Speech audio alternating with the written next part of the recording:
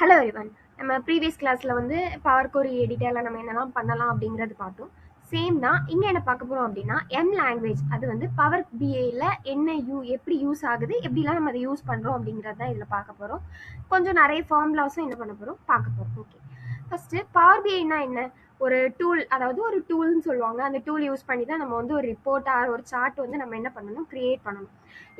அப்போது இந்த மாதிரி ஒரு ரிப்போர்ட் அண்ட் சார்ட்ஸ் வந்து நான் கிரியேட் பண்ணணும் அப்படின்னா எனக்கு கண்டிப்பாக என்ன தேவைப்படும், ஒரு டேட்டாஸ் வந்து தேவைப்படும். கரெக்டாக? அப்போது அந்த டேட்டாஸ் எல்லாத்தையுமே நான் கிளியராக ஆர்கனைஸ் பண்ணுறதுக்காக யூஸ் பண்ணுற ஒரு லாங்குவேஜஸ் தான் என்னதுன்னா எம் லாங்குவேஜ் அப்படின்னு சொல்லுவோம். இது வந்து மோஸ்ட்டாக வந்து நம்ம பவர் கொரி எடிட்டருக்குள்ளே யூஸ் பண்ணுறதுக்காக யூஸ் பண்ணுறது தான். ஜஸ்ட் அந்த டேட்டாவை க்ளீன் பண்ணுறதுக்காக யூஸ் பண்ணுறது தான் இந்த எம் லாங்குவேஜ் அப்படிங்கிறது. இதோட ஃபுல் ஃபார்ம் என்ன அப்படின்னா மேஷப் லாங்குவேஜ் அப்படின்னு சொல்லுவாங்க. இது பவர் பிஐயில் எதில் யூஸ் ஆகுது அப்படின்னா ஒரு டேட்டாவை லோட் பண்ணதுக்கு அப்புறம் அந்த டேட்டாவை நம்ம எப்படிலாம் க்ளீன் பண்ணலாம், அதோட ஃபார்மேட்டை எப்படிலாம் சேஞ்ச் பண்ணலாம், அந்த ரிப்போர்ட்டுக்கு ஏத்தாப்புல அந்த டேட்டாவை நம்ம எப்படி ப்ரிப்பேர் பண்ணலாம் அப்படிங்கிறத இந்த மேஷப் லாங்குவேஜ் யூஸ் பண்ணி தான் நம்ம எல்லாமே பண்ணுவோம்.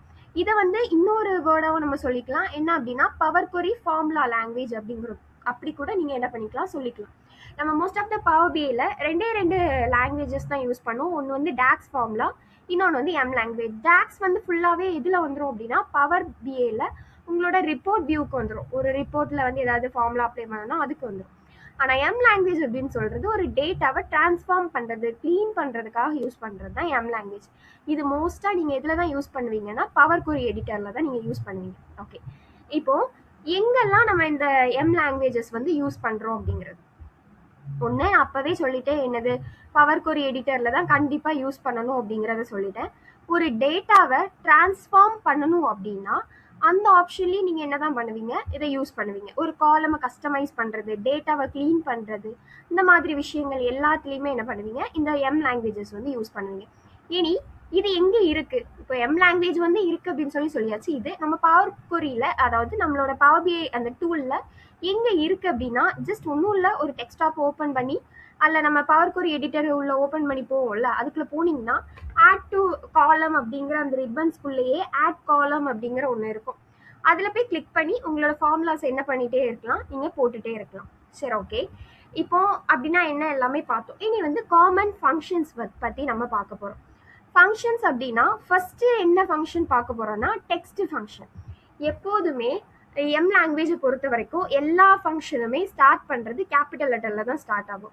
இப்போ நான் டெக்ஸ்ட் ஃபங்க்ஷன் சொன்னேன்னா டெக்ஸ்ட் வச்சு ஸ்டார்ட் ஆகும். டெக்ஸ்ட் டாட் அப்பர் ஆஃப் அப்படின்னாலே நமக்கு தெரியும் அப்பர் கேஸ். என்னோட டெக்ஸ்ட் எல்லாத்தையுமே அப்பர் கேஸில் கன்வெர்ட் பண்ணுறதுக்காக யூஸ் பண்ணுறது. ஜஸ்ட் நீங்கள் அந்த டேப் ஓப்பன் பண்ணி சும்மா டிஎக்ஸ்ன்னு சொல்லி அடித்தாலே உங்களுக்கு கீழே வந்து மல்டிபிள் ஃபார்முலாஸ் வரும். அதில் உங்களுக்கு எந்த ஃபார்முலா வேணுமோ அதை சூஸ் பண்ணி போட்டுக்கலாம். இப்போதைக்கு நம்ம சொல்கிறது ஒரு காமனான பேசிக் ஃபார்முலாஸ் தான். இன்னும் நீங்கள் ஃபார்முலாஸ் படிச்சுக்கணும் அப்படின்னா இன்னும் நிறைய ஃபார்முலாஸ் உள்ளே இன்பில்டாக வச்சுருக்காங்க. ஓகேவா? நெக்ஸ்ட்டு அடுத்து என்ன ஃபங்க்ஷன் அப்படின்னா டெக்ஸ்ட் டாட் லோவர் ஆஃப் அப்படின்னு சொல்லி. சேம் ஒரு டெக்ஸ்ட் டாட் லோவர் ஆஃப் அப்படின்னா கேபிட்டல் லெட்டரில் இருக்கிற என்னோட ஃபார்மெட்டை ஒரு ஸ்மால் லெட்டரில் என்ன பண்ணி தருவாங்க அப்படின்னா கன்வெர்ட் பண்ணி தருவாங்க. சரி, ஓகே. அப்பராவும் மாற்றியாச்சு, லோவராகவும் மாற்றியாச்சு. இனி ஒரு டெக்ஸ்டோட கவுண்ட்டை கண்டுபிடிக்கணும் அப்படின்னா டெக்ஸ்ட் டாட் லென்த் ஆஃப் அப்படிங்கிற ஃபார்முலா யூஸ் பண்ணால் போதும். பர்டிகுலராக நம்மளோட டெக்ஸ்டோட லென்த் எவ்வளோ அப்படிங்கிறது சொல்லுவாங்க. அதுவும் முடிஞ்சு. இப்போ சப்போஸ் என்னோட டெக்ஸ்ட்டுக்கு ஃப்ரெண்டில் சம் ஸ்பேஸ் இருக்குது, அது வந்து நமக்கு தேவைப்படாதுல்ல. இப்போ ஒரு டெக்ஸ்ட்டுக்கு ஃப்ரெண்டில் ஒரு சம் ஸ்பேஸ் இருந்துச்சுன்னா அது நமக்கு தேவைப்படாது, ஃப்ரெண்டில் அண்ட் பேக்கில். இப்போ அதை வந்து நமக்கு ரிமூவ் பண்ணணும் அப்படின்னா அதுக்கு யூஸ் பண்ணுறவங்க தான் டெக்ஸ்ட் டாட் ரிமூவ் ஆஃப். ஒரு எக்ஸ்ட்ரா இருக்கிற ஸ்பேஸிங்கை வந்து ரிமூவ் பண்ணுறது. அதுவும் ஒரு டெக்ஸ்ட்டுக்கு ஒரு சென்டென்ஸ் ஆர் ஒரு டெக்ஸ்ட்டுக்கு ஃப்ரெண்டில் இருக்கிறதையும் பேக்கில் இருக்கிறதையும் மட்டும்தான் என்ன பண்ணுவாங்க, ரிமூவ் பண்ணுவாங்க. வேறு எதையும் என்ன பண்ண மாட்டாங்க, ரிமூவ் பண்ண மாட்டாங்க. சரி, ஓகே. நெக்ஸ்ட் வந்து இது ப்ராப்பர் ஆஃப், அதாவது டெக்ஸ்ட் டாட் ப்ராப்பர் ஆஃப் அப்படின்னா ஃபர்ஸ்ட் லெட்டரை மட்டும் கேபிட்டல் லெட்டரில் மாற்றுறது. அதுதானே ஒரு கரெக்டான ஃபார்மேட். இப்போ இங்கே சென்னைன்னு சி வந்து ஸ்மால் லெட்டரில் இருக்குது. அப்போ நான் ப்ராப்பர் ஆஃப் அப்படிங்கிறது கொடுக்கும்போது எனக்கு ஃபுல்லாக, அதாவது ஃபர்ஸ்ட் லெட்டரை வந்து கேபிட்டல் லெட்டரில் மாற்றி தருவாங்க. அதுதான் ப்ராப்பர் ஆஃப். நெக்ஸ்ட் வந்து டெக்ஸ்ட் டாட் கண்டெயின் ஆஃப் அப்படின்னு சொல்கிறது. கண்டெயின் அப்படின்னா பர்டிகுலராக இந்த வேர்ட் உள்ள இருக்கா அப்படிங்கிறத செக் பண்ணுறதுக்காக யூஸ் பண்ணுறது தான் கண்டெயின் ஆஃப் அப்படின்னு சொல்கிறது. இப்போ அதில் அந்த ஃபார்முலா பாக்ஸில் பார்த்தா தெரியும். ஃபஸ்ட்டு இமெயில் சொல்லி ஒரு காலம் செலக்ட் பண்ணியிருக்கேன். அதில் அட் அப்படிங்கிற வேர்ட் இருக்கா உள்ள, அப்படி ஒரு சிம்பிள் உள்ள இருந்தா மட்டும்தான் அது என்னது எனக்கு ஒரு கரெக்டான இமெயில் ஃபார்மேட். இல்லைன்னா அது என்னவா இருக்காது, எனக்கு கரெக்டான ஒரு இமெயில் ஃபார்மேட்டா இருக்காது. இப்போ இந்த மாதிரி ஒரு பேசிக்கா கொஞ்சம் உங்களுக்கு தெரிஞ்சுக்க வேண்டிய ஒரு ஃபார்முலாஸ் வந்து இருக்கு. நெக்ஸ்ட் யாரை பார்க்க போறோம் அப்படின்னா நம்பர் ஃபங்க்ஷன். நம்பர் ஃபங்க்ஷன் அப்படின்னா ஒன்றும் இல்லை, ஃபர்ஸ்ட் ரவுண்ட் ஆஃப்னாலே நமக்கு தெரிஞ்ச விஷயம் தானே. ஒரு டாட்டுக்கு பக்கத்துல டாட் பக்கத்துல ஆர் எனிதிங் எதுக்கோ பக்கத்துல வந்து எனக்கு ஒரு டெசிமலுக்கு பக்கத்துல ஒரு 5 ஆர் 5 விட கிரேட்டரா நம்பர் இருந்துச்சு அப்படின்னா ப்ரீவியஸ்ல எனக்கு என்ன ஆகும், ஒரு நம்பர் வந்து ஆட் ஆகும். சேம் தான் இந்த round off. Number dot round off, நான் இங்க வந்து ப்ரைஸ்ன்னு சொல்லி கொடுத்துருக்கேன், எவ்வளவு நம்பர்ஸ் இருக்கணும்னு சொல்றேன் 2. அப்ப எனக்கு அதுபடி எனக்கு என்ன ஆகும், அதை ரவுண்ட் பண்ணி எனக்கு வேல்யூஸ் வந்து பிரிண்ட் பண்ணுவாங்க. Next absolute value. Absolute value அப்படின்னா நெகட்டிவா இருக்கிறத பாசிட்டிவா கன்வெர்ட் பண்ணி தருவாங்க, அதுதான் என்னது அப்சல்யூட் வேல்யூ. நம்பர்ஸ்ல வந்து இந்த ரெண்டு இது வந்து நமக்கு காமனா தெரிஞ்சுக்க வேண்டியது. நெக்ஸ்ட் வந்து டேட் ஃபங்க்ஷன்.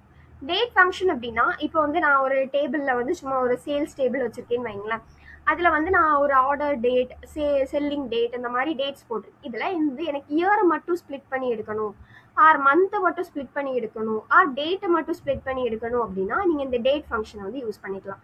இப்போ இதுல பார்த்தா தெரியுதா, டேட் டாட் இயர் ஆஃப் அப்படிங்கறத மட்டும் கொடுத்தா போதும். அப்ப எந்த இதுல இருந்து அந்த இயரை ஸ்பிளிட் பண்ணி எடுக்கணுமோ அதை உள்ள கொடுத்தீங்க அப்படின்னா உங்களுக்கு அது மட்டும் என்ன ஆகும், ஸ்பிளிட் ஆகும். நெக்ஸ்ட் அதே மாதிரி தான் மந்த் ஆஃப், மந்த்தை மட்டும் எனக்கு வந்து ஸ்பிளிட் பண்ணி எடுக்கிறது. நெக்ஸ்ட் வந்து டே ஆஃப், டேயை மட்டும் என்ன பண்ணி எடுக்கிறது, ஸ்பிளிட் பண்ணி எடுக்கிறது. சரி, ஓகே, இது எல்லாமே ஒரு காமன் ஃபங்க்ஷன்ல போயிடும். நெக்ஸ்ட் வந்து கண்டிஷனல் ஸ்டேட்மெண்ட். கண்டிஷனல் ஸ்டேட்மெண்ட் அப்படின்னா சிஎஸ் டிபார்ட்மெண்ட் படிச்ச எல்லாருக்குமே தெரிஞ்சிருக்கும் கண்டிஷனல் ஸ்டேட்மெண்ட்னா என்ன அப்படின்னு சொல்லிட்டு. அது மட்டும் இல்லாம இப்போ நம்ம பிகாம் அந்த மாதிரி படிச்சாலும் நம்ம ஈஸியா படிச்சுக்கலாம். எப்படின்னா இப்போ ஒரு ஒரு சீனரி வச்சுப்போம், இன்னைக்கு வந்து மழை பெய்யுதா இல்லையா, இதுதான் கொஸ்டின். ஓகேவா, பெஞ்சிச்சு அப்படின்னா எனக்கு ஒரு ஸ்டேட்மெண்ட் பிரிண்ட் ஆகும், பெய்யல அப்படின்னா எனக்கு இன்னொரு ஸ்டேட்மெண்ட் பிரிண்ட் ஆகணும். இப்போ மழை பெஞ்சிச்சு அப்படின்னா இன்னைக்கு வந்து மழை பெய்யுது அப்படிங்கிறது எனக்கு பிரிண்ட் ஆகணும். இதே இது மழை பெய்யல அப்படின்னா எனக்கு இன்னைக்கு வந்து மழை பெய்யல அப்படிங்கிறது என்ன ஆகணும், பிரிண்ட் ஆகணும். இதுல இருந்து என்ன தெரியுது, ஜஸ்ட் ஒரு சினாரியோ பேஸ் பண்ணி அந்த சினாரியோ நடந்துச்சு அப்படின்னா ஒரு ஸ்டேட்மெண்ட் பிரிண்ட் ஆகுது, அந்த சினாரியோ நடக்கல அப்படின்னா இன்னொரு ஸ்டேட்மெண்ட் வந்து நமக்கு பிரிண்ட் ஆகுது. அதுதான் என்னது கண்டிஷனல் ஸ்டேட்மெண்ட். ஒரு கண்டிஷனை வச்சு அந்த கண்டிஷன் நடந்துச்சு அப்படின்னா எனக்கு ஒரு ஸ்டேட்மெண்ட் பிரிண்ட் ஆகும், அந்த கண்டிஷன் நடக்கல அப்படின்னா எனக்கு இன்னொரு ஸ்டேட்மெண்ட் பிரிண்ட் ஆகும். இதுதான் என்னது கண்டிஷனல் ஸ்டேட்மெண்ட்.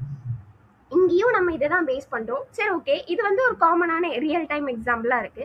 இதே இது ஒரு பவர் பிஐ இந்த டேட்டாஸ் வச்சு சொல்லணும் அப்படின்னா இப்போ வந்து நான் ஒரு ஆர்டர் டேட், ஓகேவா, ஒரு செல்லிங் ப்ரைஸ் வச்சிருக்கேன், அதாவது ஒரு ஆர்டர் டேட் வச்சிருக்கேன்னு வைங்களா. இப்போ order date and delivery date. இப்போ நான் வந்து என்ன சினாரியோ கொடுக்குறேன்னா ஆர்டர் டேட் கொடுத்து என்னோட டெலிவரி டேட்டும் கரெக்டான டேஸ்ல போய் டெலிவரி ஆயிருந்தா அப்படின்னா டெலிவர்ட் அப்படின்னு சொல்லி வரணும். இல்ல அந்த டேட்டுக்கு வந்து அவங்க டெலிவர் பண்ணல அப்படின்னா நாட் டெலிவர்ட் அப்படின்னு சொல்லிட்டு எனக்கு பிரிண்ட் ஆகும். இது ஒரு மெத்தடா கொடுக்கலாமா. இதே இது என்னோட ப்ராஃபிட் வந்து ஒரு 1000க்கு மேல இருந்துச்சு அப்படின்னா அது வந்து ஒரு குட் ப்ராஃபிட். அதே இது ஒரு 500க்கு கீழே இருந்துச்சு அப்படின்னா அது வந்து ஒரு நல்ல ப்ராஃபிட் இல்லை அப்படிங்கிறது பிரிண்ட் ஆகலாம்.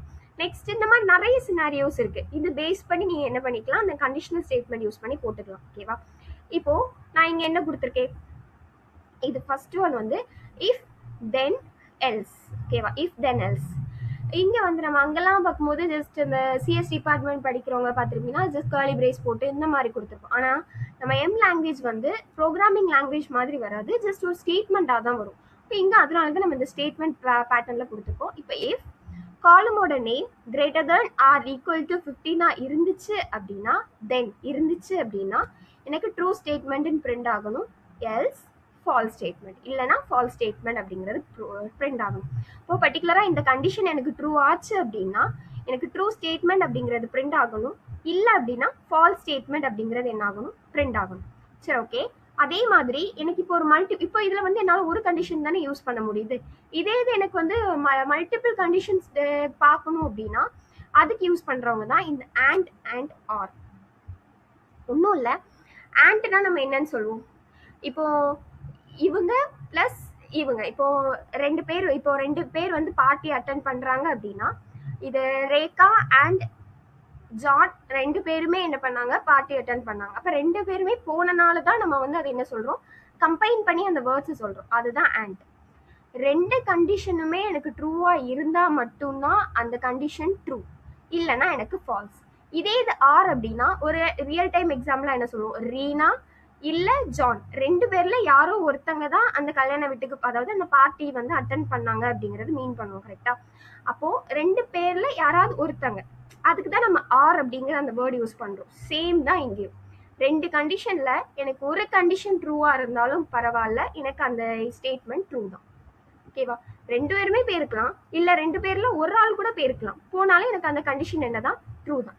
அப்போ இதுதான் ஆர் அண்ட் ஆண்ட்க்குள்ள டிஃபரன்ஸ். அப்போ if mark greater than 50 and use பண்ணியிருக்கேன், and attendance greater than or equal to 75. எனக்கு மார்க்கும் 50க்கு மேல இருக்கணும், அட்டண்டன்ஸும் 70க்கு மேல இருந்தா மட்டும்தான் அவங்க பாஸ், இல்லைன்னா ஃபெயில். இதே இதுல நீங்க ஆர் யூஸ் பண்ணியிருந்தீங்க அப்படின்னா இப்படி வராது. ஓகேவா? நெக்ஸ்ட் சரி, ஓகே. நெக்ஸ்ட் வந்து ரெண்டு, இப்போ இவ்வளவு நேரம் வந்து நம்ம conditional statement, date, number, text இதெல்லாம் பார்த்தோம். இனி என்னன்னா ரெண்டையுமே கம்பைன் பண்றது. எப்படி ஒரு ரெண்டு காலமை வந்து கம்பைன் பண்ணலாம் அப்படின்னா, சேம் ஆம்பர்சன் சிம்பிள் யூஸ் பண்ணி நீங்க என்ன பண்ணிக்கலாம், ரெண்டு காலமை வந்து கம்பைன் பண்ணிக்கலாம். ஃபர்ஸ்ட் ஒரு காலம் ஆம்பர்சன் டபுள் கோட்ஸ் கொடுத்துருக்கேன்ல, அது சம் ஸ்பேஸ்க்காக. இப்போ டபுள் கோட்ஸ்க்குள்ளே நீங்கள் ஏதாவது ஒரு கேரக்டர்ஸ் ஆர் லெட்டர்ஸ் ஏதாவது டைப் பண்ணுறீங்க அப்படின்னா அதை டைப் பண்ணி கூட என்ன பண்ணிக்கலாம், நம்ம அதை கம்பைன் பண்ணிக்கலாம். ஓகேவா? இது ஃபுல்லாகவே ஒரு, இது எல்லாமே ஒரு பேசிக்கான ஃபார்முலாஸ். ஜஸ்ட் நான் ஒரே ஒரு ஃபார்முலாஸ் மட்டும் போட்டு காமிக்கிறேன், அதை பார்த்துட்டு ஜஸ்ட் மீதி இருக்க ஃபார்முலாஸ் எல்லாத்தையுமே நீங்கள் வந்து போட்டு பாருங்கள். ஓகேவா? இப்போ வந்து ஒரு இதான் பவர் பிஐ டெஸ்க்டாப். இதில் வந்து import data from Excel, some datas எடுத்து ஓப்பன்,